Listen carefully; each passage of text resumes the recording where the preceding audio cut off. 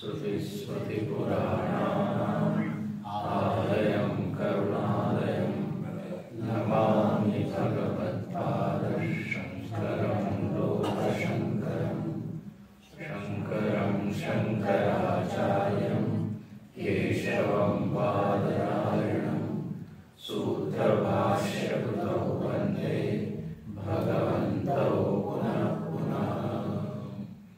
समस्तजनकल्याणे निरतं करुणामयं नमामि चिन्मयं देवं सद्गुरुं ब्रह्मविद्वरम्।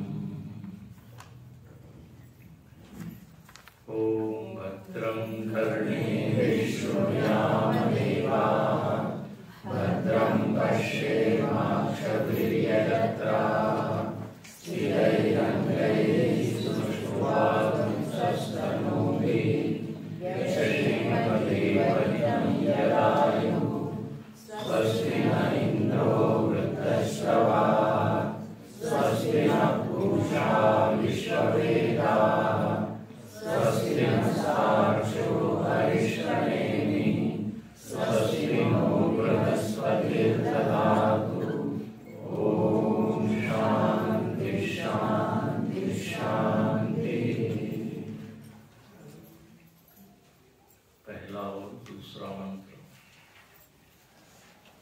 ओम इत्येतदक्षरमिदं सर्वम् ओम इत्येतदक्षरमिदं सर्वम् तस्योपव्याख्यानं भूतं भवद्भविष्यदिति सर्वमोङ्कार एव यच्चान्यत्रिकालातीतं तदप्योङ्कार एव सर्वं ह्येतत् ब्रह्म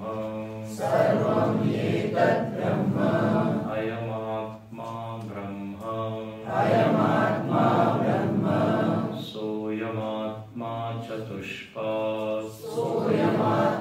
चतुष्पात्।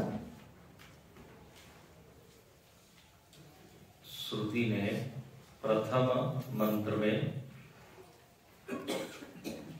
नाम की प्रधानता से चर्चा की, जगत की। नाम कोई अभिधान भी कहते हैं। तो बोले इदम सर्वम, जो सर्व है वो सब ओंकार है।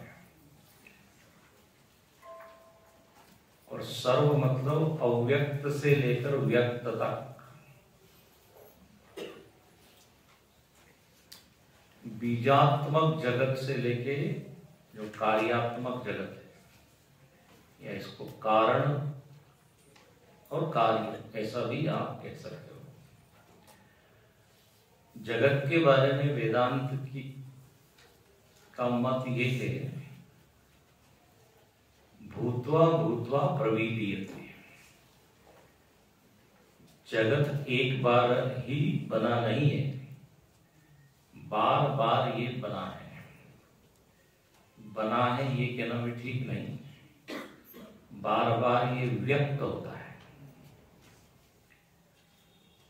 तो व्यक्त अव्यक्त, व्यक्त अव्यक्त। जैसे हम लोग नींद में रोज अव्यक्त हो जाते हैं, जागृत अवस्था में फिर व्यक्त होते हैं। निद्रा को कहा गया है नित्य प्रलय। प्रलय हो रहा है रोज।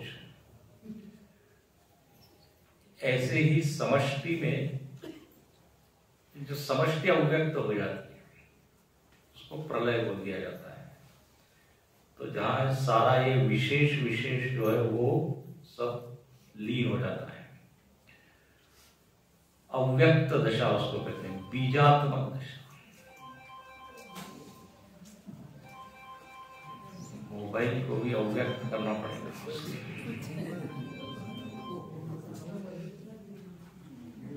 विषय गंभीर है, सूक्ष्म है। सब लोग देख लीजिए अपना अपना। हम लोग को बड़ा कॉन्फिडेंस होता है कि हमारा तो बंद ही है, जो बचता है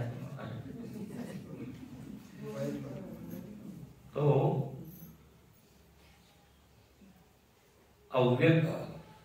अव्यक्त और व्यक्त, ये जगत की दो स्थितियां हैं। यथा पूर्वम अकल्पयत, ऐसा कहा। कई लोग जो इस विचार को जानते नहीं, उनको लगता है जगत पहली बार ही बना और जब इसका अंत हो जाएगा तो हमेशा के लिए ही समाप्त हो जाएगा। बोले ऐसा नहीं है, ये प्रक्रिया चलती रहती है। समष्टि जीवों के जब सारे कर्म पूरी तरह क्षीण हो जाते हैं तो प्रलय हो जाता है। तो इसको आगे फिर देखेंगे हम। और जब सारे जीवों को आवश्यकता होती है अपने अपने कर्म भोगने की, जब वो कर्म परिपक्व हो जाते हैं भोग देने के लिए, तो फिर हमको हमारे लिए सृष्टि फिर बनाई जाती है। तो ये होते रहता है। अब तो एक कारण है और एक कार्य है। यहां पर कहा कि आप उसको कारण कहिए या कार्य कहिए। यदि नाम देना है तो ओम ही है, और यदि नाम ही कहना है तो ये ब्रह्म ही है। जो व्यक्त जगत है इसको कहते हैं कार्य ब्रह्म। और जब ये अव्यक्त अवस्था में था तो इसको कहते हैं कारण ब्रह्म। ठीक है, कारण ब्रह्म और कार्य ब्रह्म, ब्रह्म की ही दो अवस्थाएं मान सकते। इसलिए लिखते हैं सर्वगम ही एतत् ब्रह्म। अब इस ब्रह्म को हम परोक्ष न मान ले, इसलिए श्रुति ने कहा ये कि अयम आत्मा ब्रह्म अभिनयेन निर्दिशति। अभिनय करके बता रही है, गुरु बता रहे हैं कि ये जो है ना आत्मा यही ब्रह्म है। अर्थ क्या है कि आत्मा ब्रह्म का अंश नहीं है। देखो ये भी समझने की बात है। प्राय समाज में जब आप जाएं तो प्राय लोग एकदम बोल देते हैं हम तो उस ब्रह्म के क्या है, हाँ अंश है। हम कैसे ब्रह्म हो सकते हैं? वो तो सिंधु है, हम तो बिंदु है। वो तो पूरा है, हम तो क्या टुकड़े हैं, कतरे हैं, है ना? ऐसा है। तो वो एक मत है और वो एक मानसिक हमारी स्थिति हो सकती है जब हम अपने को ब्रह्म मानने में हिचकिचाते हैं या स्वीकार नहीं कर पाते हैं। इतनी पाचन शक्ति है नहीं। तो फिर एक है कि आप उस ब्रह्म के क्या हो, भाग हो। वो ब्रह्म अवयवी है, आप अवयव हो, ऐसा एक संबंध बना। या इससे भी यदि नीचे जाए तो I am not the part, I am different totally. ब्रह्म से मैं बिल्कुल क्या हूं, अलग।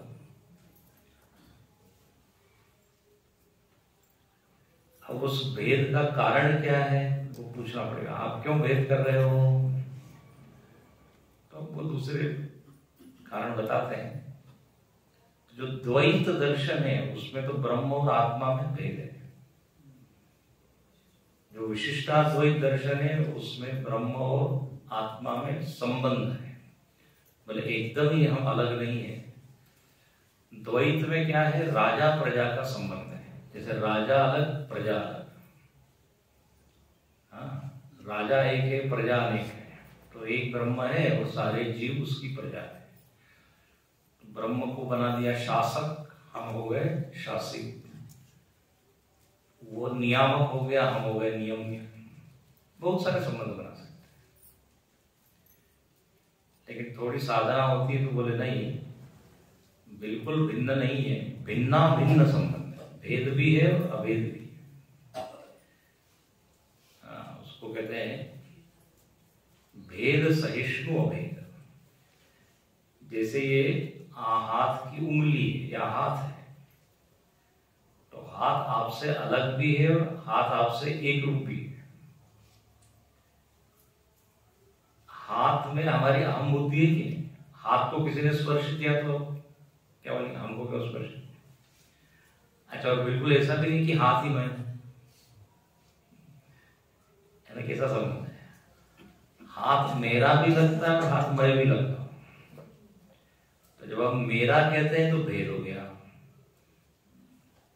और जो हाथ को जब मैं समझता हूं तो अभेद हो गया, भेदाभेद हो गया।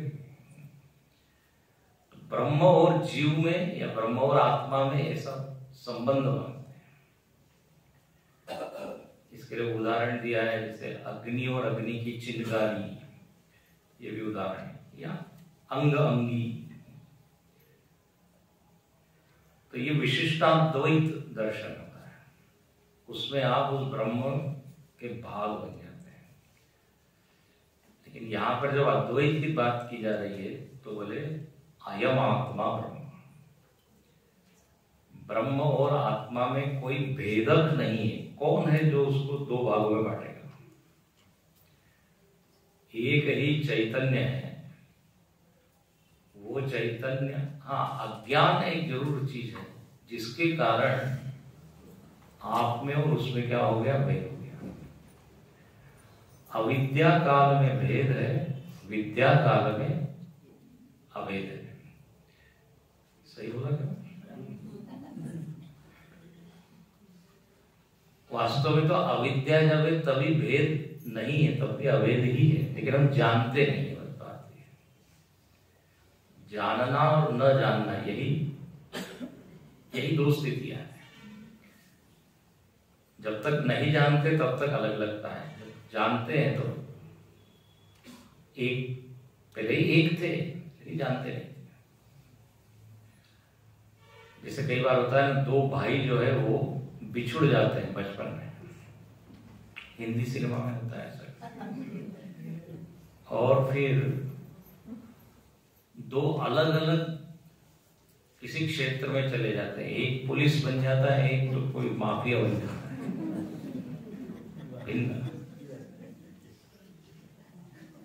अच्छा, अब दोनों एक दूसरे का विरोध कर रहे हैं, मार रहे हैं, और जैसे ही दोनों एक दूसरे का हाथ पकड़ते हैं, तो हाथ पे लिखा होता है राम श्याम। अरे हम दोनों तो भाई हैं। तो जो उनकी अविद्या थी वो नष्ट हुई। अरे हम दोनों तो गले मिले। जब वो झगड़ रहे थे तब भी वो दोनों भाई ही थे, लेकिन जानते नहीं थे बस, है ना? तो ये उदाहरण है। ऐसे ही आत्मा और ब्रह्म, इसमें भिन्नत्व है ना, ये दोनों दो अलग अलग सत्ताएं हैं, ऐसा नहीं है। बार बार जब वेदांत सुनोगे तो ये बात और स्पष्ट होगी। तो अयम आत्मा ब्रह्म, ये महावाक्य है। महावाक्यों में एक एकत्व बताया। अब इस आत्मा का जरा और वर्णन करें तो कहा कि ये चार पैरों वाला है। अब आत्मा शब्द के देखिए कितने अर्थ सब लोग अलग अलग लेते हैं, लेकिन यहां पर जो अर्थ लिया है उसी पर आप स्टिक रहिए, उसी को पकड़ के रखिए। ये आत्मा शब्द भी बड़ा मिसलीडिंग है, मतलब समाज में विचित्र विचित्र अर्थों में ये इसका प्रयोग होता है। आत्मा भटक रही है, आत्मा लटक रही है, ये बिल्कुल गड़बड़ सवाल है। इसकी आत्मा शुद्ध है, मेरी तो अशुद्ध है। इसकी आत्मा बड़ी है, मेरी आत्मा छोटी है। ये अर्थ सब नहीं है। आत्मा मतलब मैं, और इस मैं का अनुभव किस रूप में हो रहा है, तो यहां बताते हैं चार रूप में। चतुष्पाद, चार पैर हैं। पैर का अर्थ हमने सवेरे देखा कि हमको अपने को समझना है, तो बोले चलिए आप।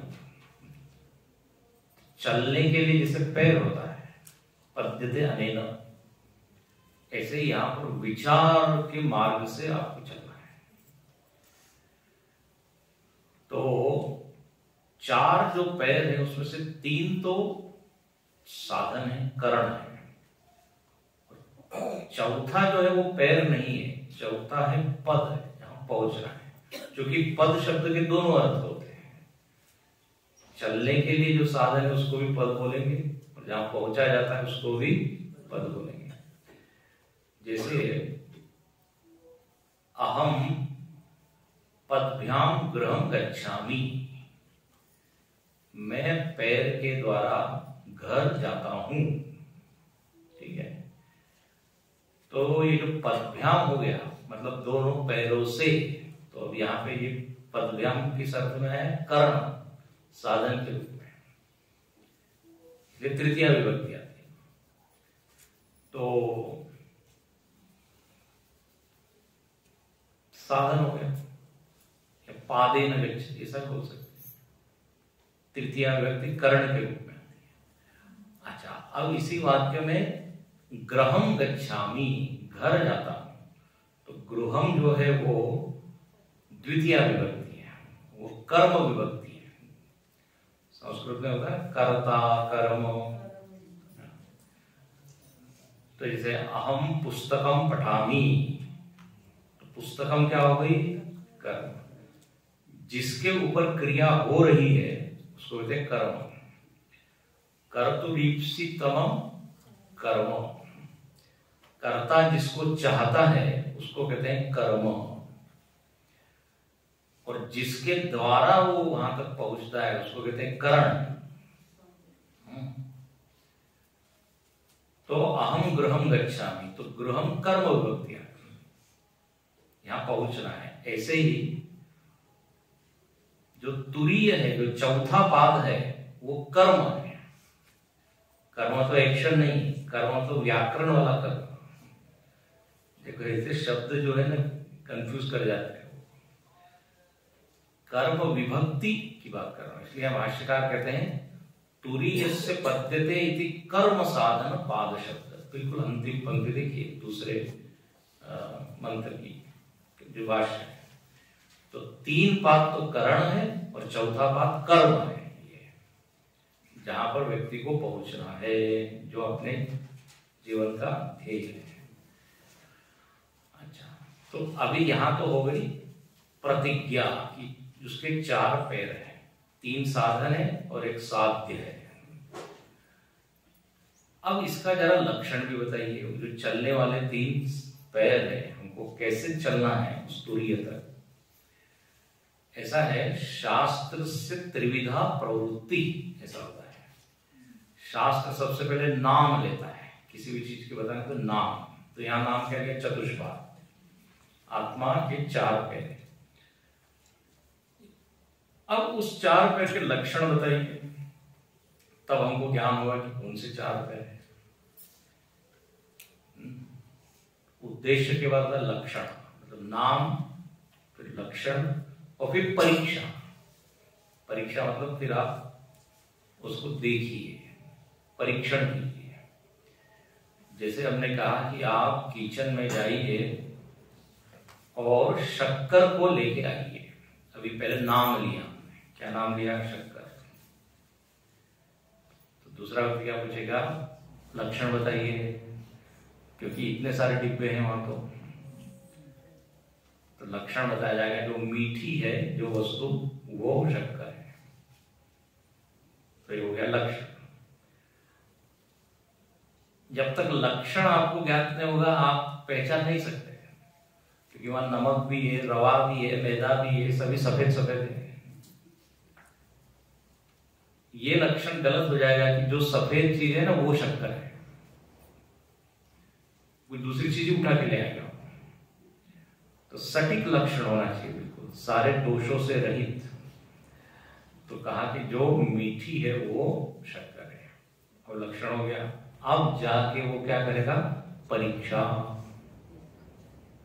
परीक्षा को चख के देखेगा, और जो चीज मीठी लगेगी बोले बस पहचान हो गई।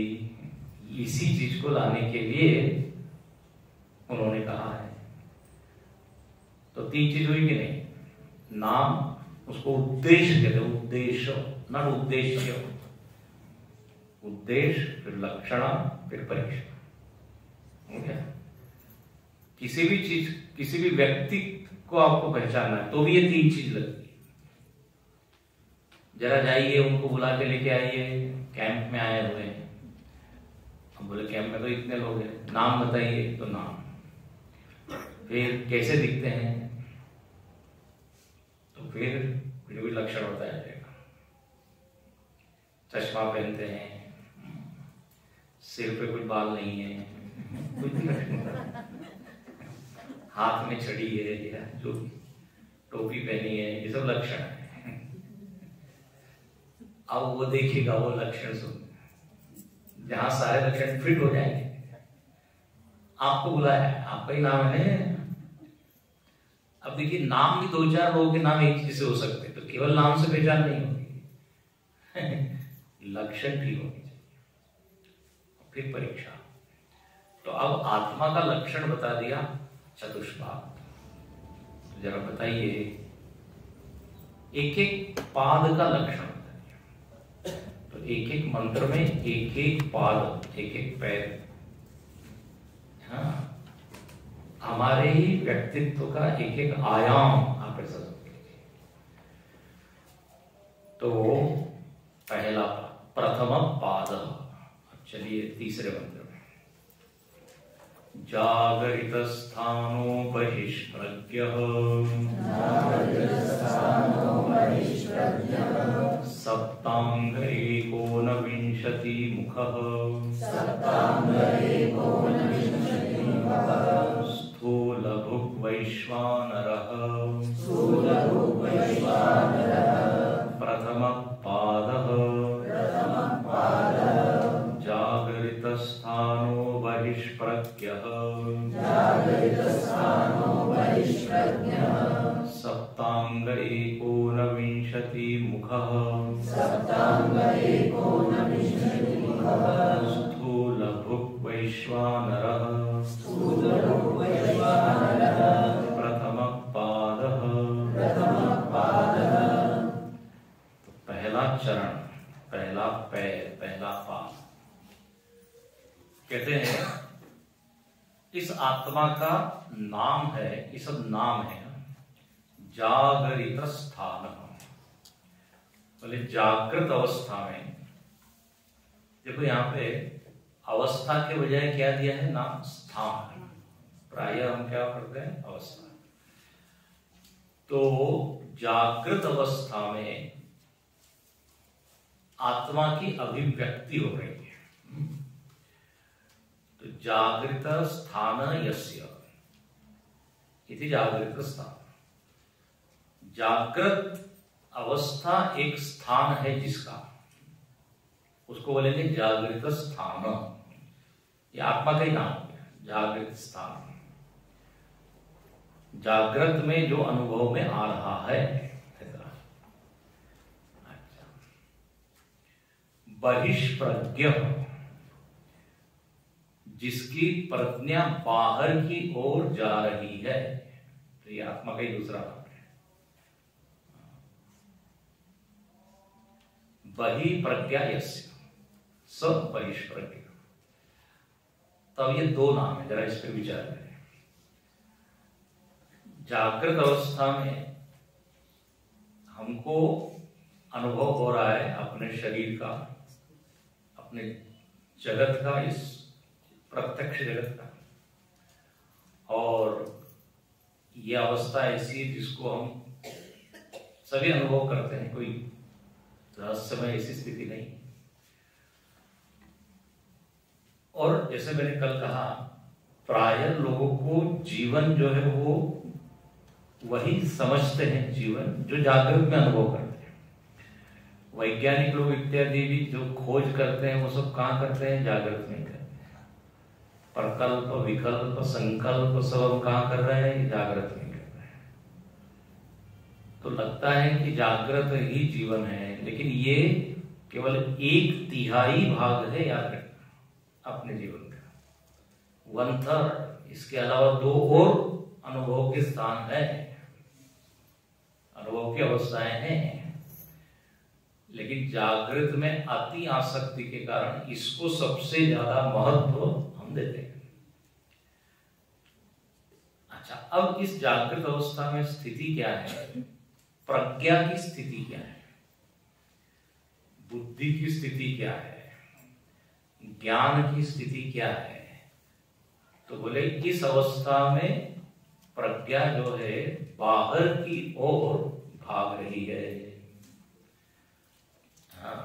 बहिष्प्रज्ञ, शंकराचार्य बड़ा अच्छा लिखते हैं, आपकी भाषा में देखिए दूसरी पंक्ति है, स्वात्म व्यतिरिक्ते विषये प्रज्ञा यस्य, मिला? बोले अपनी ओर प्रज्ञा नहीं चल रही है, बाहर की ओर चल रही है। आप देखिए ना, हम लोग जागृत में व्यस्त रहते हैं, कहाँ व्यस्त रहते हैं? बाहर के विषयों में ही व्यस्त रहते हैं। इसको देखना है, वो खाना है, यहाँ जाना है, वहां जाना है। एक विषय से दूसरे विषय में प्रज्ञा भागती है, शाखा ते शाखा पर जाएगी। पूरी पंक्ति क्या है? कपि चंचल सबही विधि ना, उसमें आता है ना, सुंदरकांड में। चलिए ठीक है, इधर जाके रूम में जाके देखिए, पूरा प्रवचन वही याद करते रहिए। एक शाखा से दूसरे शाखा पर जैसे वानर जाता है, ऐसे हमारी प्रज्ञा है। कभी भूतकाल में जा रही है, कभी भविष्य काल में जा रही है, कभी बहिष्प्रज्ञा। अनेक विषय, देखिए प्रज्ञा तो एक है, लेकिन उसके विषय कितने हैं, और अब तक मालूम नहीं कितने विषयों को इसने ग्रहण किया है। फिर भी अभी वो संतुष्ट नहीं होती। हमने ये तो देख लिया है, अभी वो देखना है। भारत तो पूरा देख लिया, अब अमेरिका देखना है। अमेरिका तो देख लिया, ऑस्ट्रेलिया जाना, ऑस्ट्रेलिया देख लिया, उसकी प्यास कभी नहीं होती है। फिर ये इस दुकान की तो मिठाई खाइए, उस दुकान की मिठाई खाइए, शहरों में होते हैं अनंत विषय, अनंत विषय, और बाहर बाहर घूम रही है। अच्छा, यहाँ पे बहुत अच्छा शब्द शंकराचार्य ने धीरे से डाल दिया है, बहिष्प्रज्ञ बहिर्विषया इव प्रज्ञा। बहुत सुंदर। बोले हम लोग कहते हैं कि हमारी प्रज्ञा बाहर गई, लेकिन वास्तव में वो हमको छोड़ के जा नहीं सकती, जाती हुई सी दिखती है, एज दो मानो की गई है, मानो की वो घर गई है। अब जैसे हम यहां बैठे हैं और हम कहते हैं कि हमको क्या घर की याद आ रही है, ऐसा यदि आपने कहा, वैसे मेरे को लगता नहीं आता, नहीं मुझे आती है कभी, चलो ठीक है। तो मेरी बुद्धि घर गई, यदि ऐसा मैंने बोल दिया, तो क्या वास्तव में घर गई क्या? यदि घर गई है तो जो घर में बैठे उनसे पूछिए कि प्रज्ञा आई थी क्या? ये प्रज्ञा जो है चैतन्य को छोड़ नहीं सकती, ध्यान रखना। हुआ ये कि प्रज्ञा में घर नाम का विषय आ गया, तो ऐसा लगा मानो कि प्रज्ञा वहां गई है।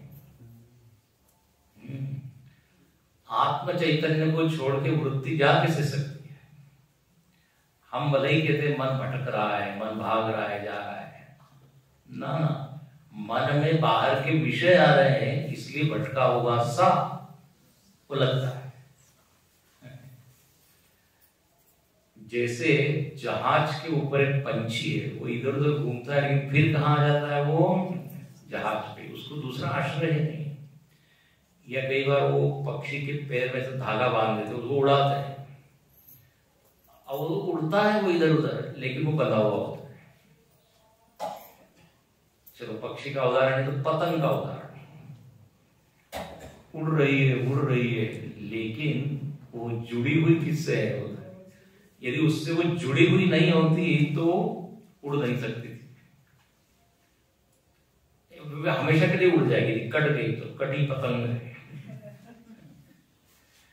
तो मन ऐसा कटी पतंग की तरह नहीं है, खूब घूम रहा है इधर उधर, बट कनेक्टेड विद सेल्फ।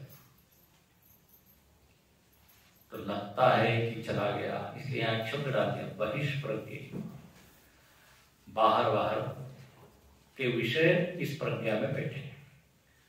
अच्छा, जितने ज्यादा विषय उस प्रज्ञा में, उतना मन अधिक चंचल है कि नहीं, उतना अधिक मन अशांत। अच्छा, जैसा विषय होगा वैसे मन का माहौल बनेगा। मन में यदि शत्रु का विचार आ गया, विषय क्या बन गया शत्रु, तो अब वो शत्रु भले 1000 किलोमीटर दूर बैठा है, लेकिन हम यहां परेशान हो गए। जिसके प्रति द्वेष है वो कहीं बैठा है, वो आराम से खा रहा है, पी रहा है, पार्टी कर रहा है, लेकिन हम यहाँ जबरदस्ती बैठे होकर चल रहे हैं। गुरुजी एक बड़ा अच्छी बात कहते हैं कि जिसको हम बिल्कुल देखना पसंद नहीं करते उसको मन में बिठाया हुआ है कि नहीं? द्वेषास्पद कहीं है, लेकिन वो देश वृत्ति अपने भीतर है, उसमें उसको बिठाया हुआ है। अच्छा, वही यदि भगवान को आप बिठा दें तो देखिए मन का वातावरण। तो ये जागृत में ऐसे विविध विषय, सात्विक विषय, राजसिक विषय, भूतकाल के विषय, भविष्यकाल के विषय, मेरे से जो संबंधित है उनकी याद आ रही है, या और दुनिया की अनेक विषय हैं। अब जब आप टीवी के सामने बैठते हैं तो देखो कैसी बहिष्प्रज्ञ होते हैं, कहाँ कहाँ भटकते हैं। जितनी ज्यादा अधिक चैनल उतना फिर अधिक, और लोग बिल्कुल धैर्य नहीं होता, बस बदलते 2 मिनट 2 मिनट। बहिष्प्रज्ञ बने हुए। अच्छा, यहां पे लिखते हैं भाष्यकार कि अविद्याकृत, बहुत सुंदर, हमको अपना ज्ञान नहीं है। ज्ञान किसका है? जगत का ही हो रहा है। तो ये क्या है? अज्ञान है। बहिर्विषया एवं प्रज्ञा अविद्याकृता अवभासते। अज्ञान के कारण हमको इन बाह्य विषयों में आसक्ति है, उसी में फिर प्रज्ञा भटक रही है। तो ये तो जागृत में स्थिति है। तो इस समय हमारा नाम क्या हो सकता है? बहिष्प्रज्ञा।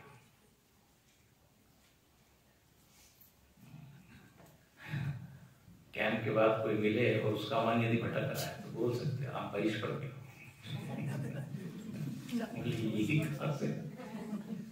इसी क्या है? अब ये तो ठीक है, लेकिन इसके आगे चलिए। सप्तांग, ये फिर नाम उसी आत्मा का है कि जिसके 7 अंग है। सप्तांग, बोले कौन से 7 अंग है? अब यहां पे श्रुति ने सप्तांग करके छोड़ दिया। वो सप्तांग का कुछ विश्लेषण, विवरण, विस्तार नहीं किया। तो अब भगवान भाष्यकार ने इसका वर्णन किया। इसलिए देखिए, भाष्य के बिना जो है ना समझना कठिन होता है। बोले कौन से 7 अंग है हमारे? वैसे तो मालूम नहीं कितने अंग है। तो यहाँ पे सप्तांग का अर्थ बताया। इसको भाष्य में देखिए, तथा सप्तांग अन्यस्य तस्य हवा एतस्य आत्मना वैश्वानरस्य मूर्धा। मैं पूरा तो नहीं पढ़ता, लेकिन आपको संक्षेप में बोलता हूं। बोले इस आत्मा का जो सिर है वो है ध्युलोक। ध्युलोक, ध्युव मतलब होता है ऊंचा, चलो स्वर्गलोक मान लीजिए। स्वर्गलोक सिर है।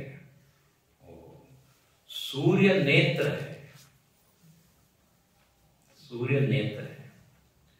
और ये जो वायु बह रही है ना, ये वायु ही क्या है, तो बोले प्राण है। ध्यान से सुनना, इस बहिष्प्रज्ञ के ये 7 अंग बताए जा रहे हैं। जीव के, आत्मा के 7 अंग। फिर आकाश क्या है, तो बोले आकाश उसका धड़ है, मध्य भाग की धड़। अन्न का कारण जल ही मूत्र स्थान है, जो जल है वो मूत्र स्थान है। पृथ्वी जो है पैर है। अब यहां से जो है जरा विषय थोड़ा बदल जाता है। बहिष्प्रज्ञ थे तब तक हमको समझ रहे थे हम कि हमारी प्रज्ञा बाहर है, हमारा ही वर्णन हो रहा है। अब ये वर्णन हमको लगता है कि हमारा पैर पृथ्वी है और हमारा सिर क्या है, स्वर्ग है, ध्रुवलोक। बड़े कोई गड़बड़ है, ये कैसे क्या है, सप्तांग। तो यहां पे जरा ध्यान से सुनिए। ये जो वर्णन है ये विश्वात्मा का है, विराट का वर्णन है। इसलिए यहां आप आगे यदि मंत्र में देखें तो शब्द आता है वैश्वानर। वैश्वानर, इसको विराट आत्मा भी कहते हैं। अब यहां पे जरा रुकना है, यहां पे थोड़ा समझना है। आज हम अपने आप को क्या मानते हैं? आज हम अपने आप को देह व्यापी मानते हैं। मैं कितना बड़ा हूं, तो सिर से लेके पैर तक, इस स्थूल शरीर में ही मेरा तादात्म्य है। और इसको शास्त्रीय भाषा में कहते हैं मैं अभी जागृत अवस्था में स्थूल शरीर अभिमानी। अभिमानी मतलब सरल कर दे, तादात्म्य मेरा इसमें। यदि हमसे कोई पूछते हैं आप कितने, तो बोले हम इतने 5 फुट 6 इंच, ये हमारी हाइट है। तो स्थूल शरीर अभिमानी, अब इसको और अच्छे से कहें तो स्थूल शरीर उपहित चैतन्य, उसको कहते हैं विश्व। हमारा नाम अभी विश्व है। जब स्थूल शरीर से हम जुड़े हुए हैं, स्थूल शरीर की उपाधि से हमारा तादात्म्य है, तो हमारा नाम वेदांत की दृष्टि से क्या है, विश्व। अब यहां पर विश्व का वर्णन नहीं है, यहां वर्णन है वैश्वानर का।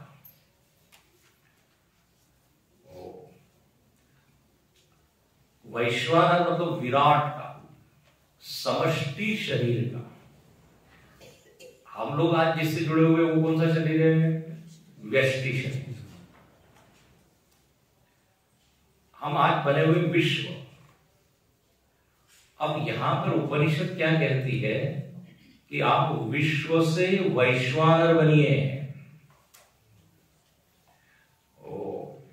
विश्व से वैश्वानर, ये पहली छलांग है। अपने आप को इस देह तक सीमित मत रखिए, अपने को पूरे इस विराट से जोड़ के फिर देखिए। विश्व से क्या चलना है, वैश्वानर बनना। बोले ये कैसे क्या है, विश्व से वैश्वानर। विश्व से वैश्वानर बनने में बाधा क्या है मालूम है, अहम और मम। ये अहम और मम को यदि हटा दिया जाए तो हम वैश्वानर हो सकते हैं। अब देखो इसको जरा समझे, ये गंभीर बात है। इस मांडुक्य उपनिषद में व्यष्टि का वर्णन है ही नहीं, समष्टि का ही वर्णन। इसलिए तो मेंढक की तरह उछलने वाला बताया है। इसको शास्त्रीय भाषा में कहते हैं एक जीववाद, या एक और शब्द है दृष्टि सृष्टिवाद। अभी केवल ये याद रखिए, इसको विस्तार से बताएंगे। प्रायः क्या वर्णन होता है मालूम है कि एक जगत है और उस जगत में बहुत सारे जीव हैं, ये वर्णन होता है। उसको कहते हैं सृष्टि दृष्टिवाद या बहुजीववाद।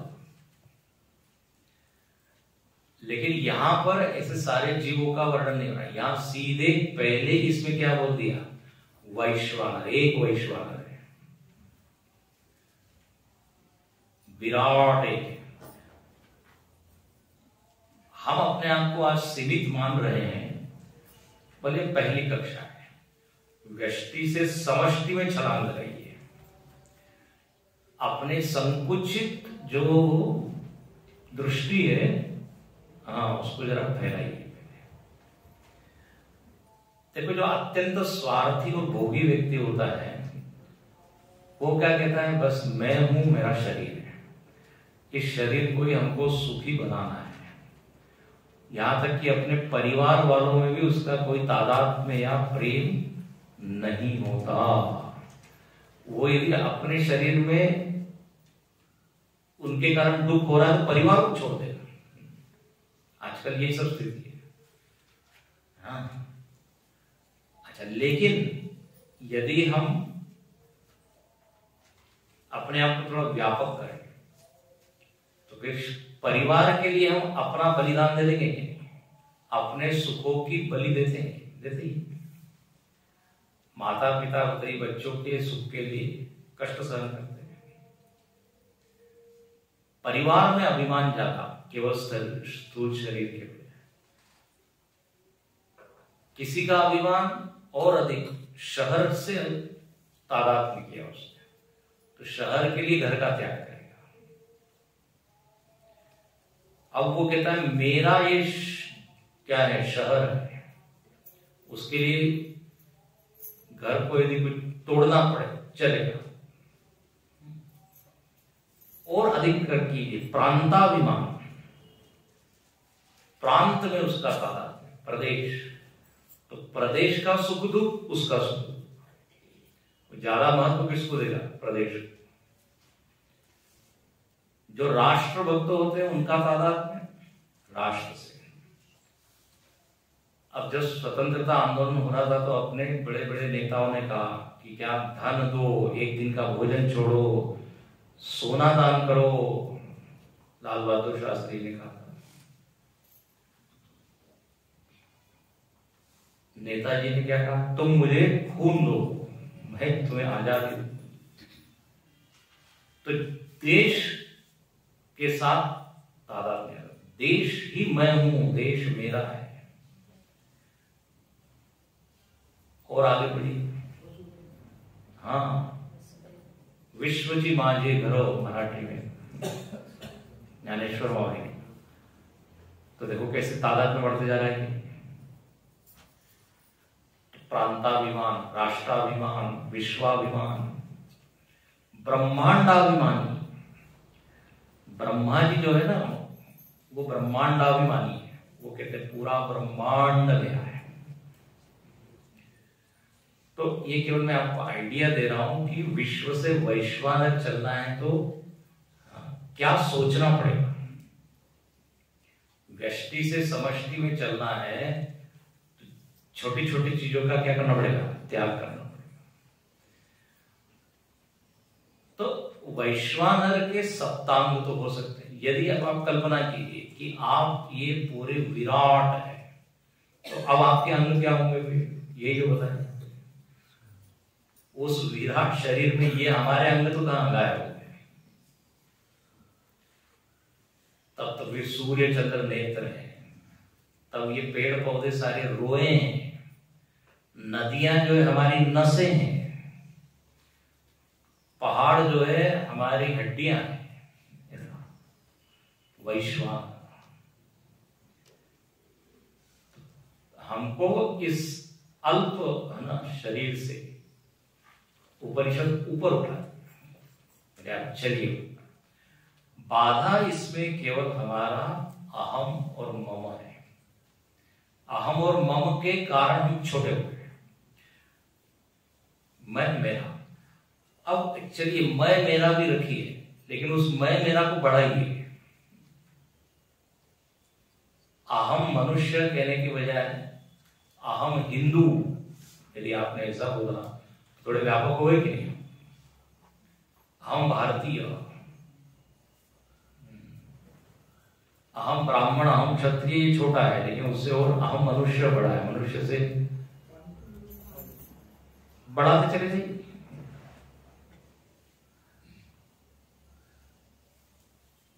तो ये प्रथम बात है। जैसे आपने वामन भगवान का चरित्र सुना, वामन भगवान की कथा जानते हैं, राजा बलि को उन्होंने क्या कहा, हमको बस 3 पग भूमि चाहिए। अब छोटे से थे वामन, बलि राजा के जो गुरु थे शुक्राचार्य जी, उन्होंने कहा कि बिल्कुल संकल्प मत करो, ये कोई आपको धोखा देने वाला है। मतलब छोटे इतने से कदम से क्या होगा, 3 पैर यदि जमीन मिले तो कोई घर बना सकते हैं क्या? 1 BHK भी नहीं बनेगा उसमें। 3 कदम जमीन मांगने से क्या, ये आगे चल के बड़ा अपना कदम बढ़ा लेंगे, सब तुम्हारा ले लेंगे।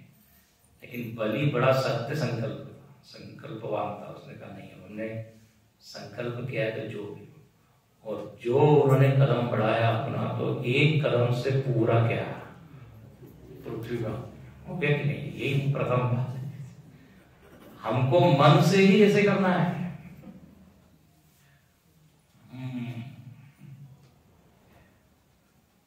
तो इसलिए यहां सप्ताह में लिखा है, बात पकड़ में आ रही है क्या? अहम मम का उच्छेद, छोटे मम का उच्छेद कर। मेरा यदि आपको कहना है तो कहिए मेरा भारत। देखो जिसको भारत से तादाद में होगा, भारत पाकिस्तान का मैच हो रहा है और यदि भारत जीत गई तो यहां हम बिल्कुल सेलिब्रेट करेंगे। हमने किसी बैट्समैन को आउट नहीं किया, ना कोई छक्का मारा, चौका मारा, लेकिन मिठाई खा रहे हैं, जीत गए। क्योंकि तादाद में, और यदि हार गए तो लोग टीवी फोड़ देते हैं। अब बताइए, गलती उन 11 खिलाड़ियों की और दंड जबरदस्ती हम अपने टीवी को दे, क्योंकि हमारा तादाद, समझ आ रहा है ना, तादाद में बढ़ाते बढ़ाते बढ़ाते। लेकिन यहां पर अपनी एक बात बोलते हैं, हम कितना भी अपने आप को बढ़ा लें, बढ़ाने से हम अनंत नहीं हो सकते।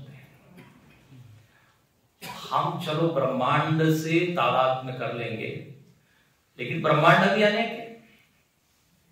एक ब्रह्मांड के अभिमानी हम हो गए, दूसरे ब्रह्मांड है, तो फिर उनसे क्या हो, हमारा विरोध हो सकता है, उनसे बहस हो सकती है, जिसका उस ब्रह्मांड में तादाद। जैसे भाई एक प्रांत वाले का दूसरे प्रांत वाले से होता है कि नहीं, एक प्रदेश वाला उसके लिए वो महत्व है, दूसरे वाले को महत्व है। हम पानी नहीं देंगे, कावेरी विवाद चलता रहता है।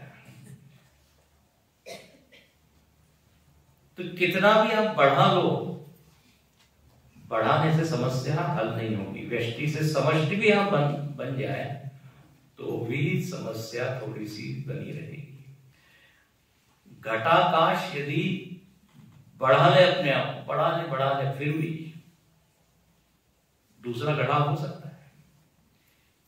इसलिए क्या करना है मालूम है, घटाकाश जो यदि अपने दीवार को तोड़ दे, घटाकाश को यदि महाकाश बनना है तो क्या करना पड़ेगा? हाँ, बढ़ाने से महाकाश नहीं बनेगा वो।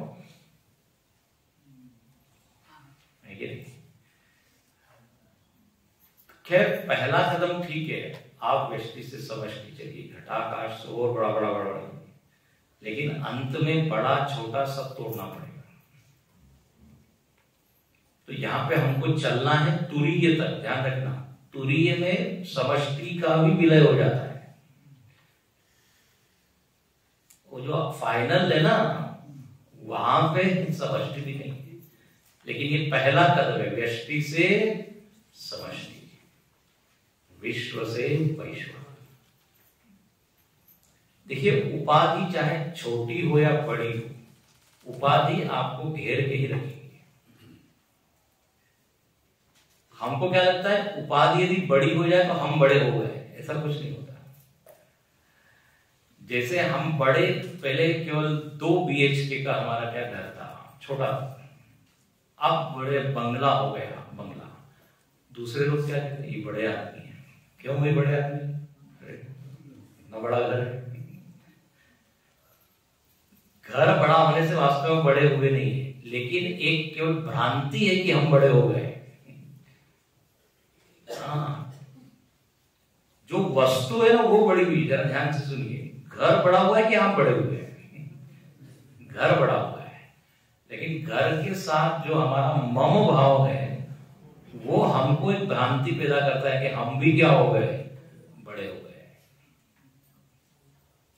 ममता का जितना विस्तार और हम भी बड़े हो गए। देखो, एक होता है धन मेरा, धन मेरा, धन जितना जितना बड़ा होगा मैं बड़ा धनी हूं, धनी।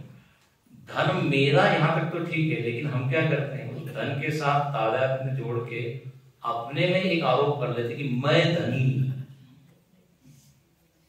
मैं धनी कैसे हो सकता? नहीं, हमारा इस धन के साथ संबंध है। अच्छा ये बताइए, ये धन क्या हमेशा अपने साथ टिका रहेगा, क्या जुड़ा रहेगा क्या? तो धन मेरा कहना भी भ्रांति है, और धनी मैं हूं ये कहना भी भ्रांति है। ये सब अविद्या का सब खेल है, नाटक है, अविद्या सिद्ध है। तो चाहे जितने बड़े धनी हो जाए, बोले हमारा क्या दुनिया के पहले 10 क्या धनी लोगों में नाम, सो व्हाट। देखो, ये आत्मा का, चैतन्य का संबंध किसी से भी नित्य होता है। इसको आप मेरा मेरा कह रहे हैं, कल वो किसी और का था, कल किसी और का होगा। थोड़ी देर के लिए अपने साथ है तो उसको हमने क्या बना लिया, नित्य मान लिया। तो देखो, यहां कहने का मतलब है अहम और मम, इसके कारण एक वैयक्तिकता अपने आप में, ठीक है, ज्यादा ज्यादा इसको बढ़ा लो बढ़ा लो बढ़ा लो, लेकिन वो बढ़ी हुई चीज भी फिर झूठी है। अहम और मम, चाहे छोटा हो बड़ा हो, दोनों ही प्रतीतियां हैं, दोनों ही भ्रांति है। तो अंततः तो इन दोनों को छोड़ना है। लेकिन हाँ, चलो पहले एक स्टेप कर सकते हैं, थोड़ा पहले क्या कीजिए, व्यापक होइए।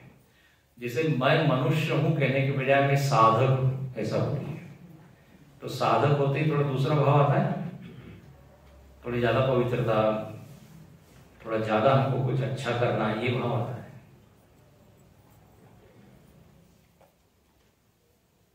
तो इसलिए यहां पर कहा कि आप अपने आप को केवल विश्व मत मानो, वैश्वानर। ये हो गया पहला, प्रथम पाद। अच्छा, इसमें एकोन विंशति मुख, इस जागृत अवस्था में वैश्वानर जो है वो 19 मुख वाला है। ये 19 मुख मन यानी उपलब्धि स्थान, उपलब्धि, जो जगत को हम ग्रहण कर रहे हैं इन 19 चीजों से।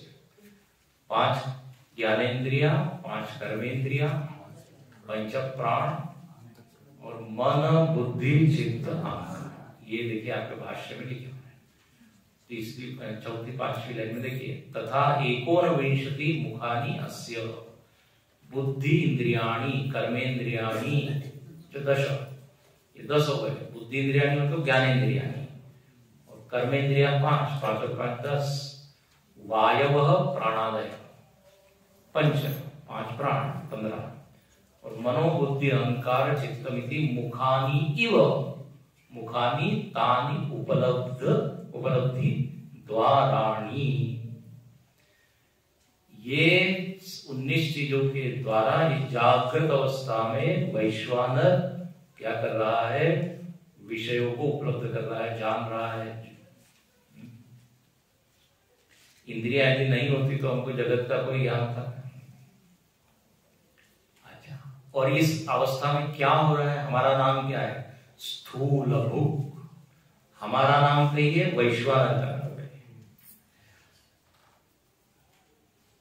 आप ऐसी कल्पना कीजिए कि जिसका इस पूरे विराट के साथ तादाद में होगा वो वैश्वानर है। तो अब या तो अब वैश्वानर किसी दूसरे को मान लीजिए या फिर अपने में घटाइए। बात समझ में आ रही है? तो स्थूल भूख है इस समय। स्थूल भूख मतलब स्थूल विषयों का भोग कर रहे हैं। स्थूल शब्दादीन स्थूलान विषयान, शब्द स्पर्श रूप रस, अच्छे अच्छे गाने सुन रहे हैं, अच्छे अच्छे पदार्थ खा रहे हैं, अच्छे अच्छे दृश्य देख रहे हैं, बोले अच्छे अच्छे सब तरह के खट्टा मीठा कर बोला था ना, कभी खुशी कभी गम। तो जैसा आपको भोग है तदनुसार, सिनेमा ही नहीं है, जीवन की भी सत्यता है। तो शब्दादि स्थूलान विषयान भूंगते, तो स्थूल भोग। अच्छा, नाम क्या हुआ इस समय? वैश्वानर। तो वैश्वानर नाम क्यों है? तो इसका भी यहां विश्लेषण किया। विश्वेशाम नराणाम अनेकदा नयनार वैश्वानर। बोले ये वैश्वानर जो है ये क्या है? सभी नरों को ले जाता है। ये थोड़ा कठिन है, लेकिन इतना समझिए कि सारे नरों के साथ जिसका तादाद में है। देखो, विश्व शब्द का अर्थ संस्कृत में सर्व भी होता है। क्या होता है? सर्व। ईशावास्योपनिषद में आता है विश्वानि वयुनानि विद्वान, आता है ना अंतिम उसमें। तो सारे नरों से, सारे जीवों के साथ जो जुड़ा हुआ है उसको क्या बोलेंगे? वैश्वानर। भगवान हम किसको बोलते हैं? बोले जो सबके दिल की बात जानता है, जो सबसे जुड़ा हुआ है। तो वैश्वानर मतलब विश्वश्च असो नरश्च इति विश्वानर, विश्वानर एवं वैश्वानर। सरल कर देता हूं कि सारे नरों से जो तादात्म्यपन है, तो वैश्वानर हो गया। तो ये प्रथम पाद है।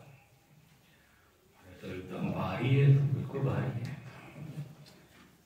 तो यहां अपनी बात ही नहीं की, एकदम व्यापकता की बात है। पहले ही इसमें ये स्थूल शरीर को तो क्या कर दिया? जय सिया राम, इसकी चर्चा ही नहीं की। सप्तांग एकोनविंशति मुखा, ये हो गया पहला। तो जागृत अवस्था में अपनी ऐसी स्थिति है। अब इसको आप विचार कीजिए अपने ग्रुप डिस्कशन में। प्रथम पाद, अभी अब यही रुकते हैं। पहला कदम, कदम कदम बढ़ाए जा।